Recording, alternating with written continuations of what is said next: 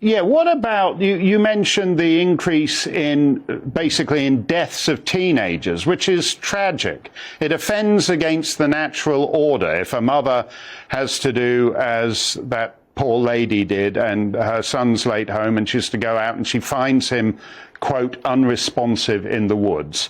There have been actually quite a lot of deaths of young men 15 to 19. Why, we go on all the time about, oh, we're doing it for the children, this is for the children, it's about the future of all our children. When you have excess mortality of teenage boys, why is there such little interest in it?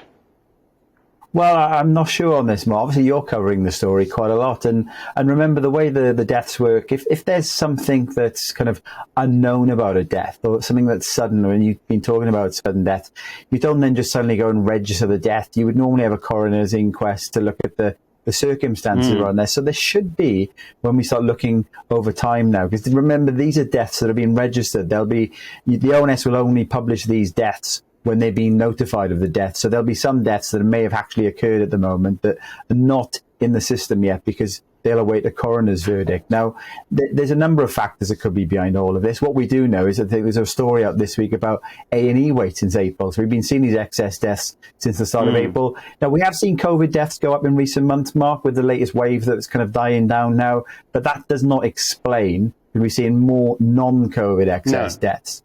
Some of it is to do with the aging population. There are a few more people than we're comparing to an average. But, A&E waits have gone up dramatically since April.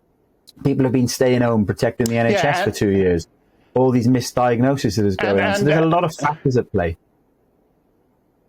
Well, and just to underline the point you made at the beginning, if you have excess mortality because of COVID in the spring of 2020, that in theory, once that's worked its way through, as you say, by now we should actually be having lower mortality rates, because as you explained it to us, a fellow who might have lived out and keeled over in 2023 died of the COVID in the spring of 2020. So this 18% excess death rate, as you say, it's not explained by the COVID, and there seems to be a certain I would say institutional lack of interest and certainly a media lack of interest.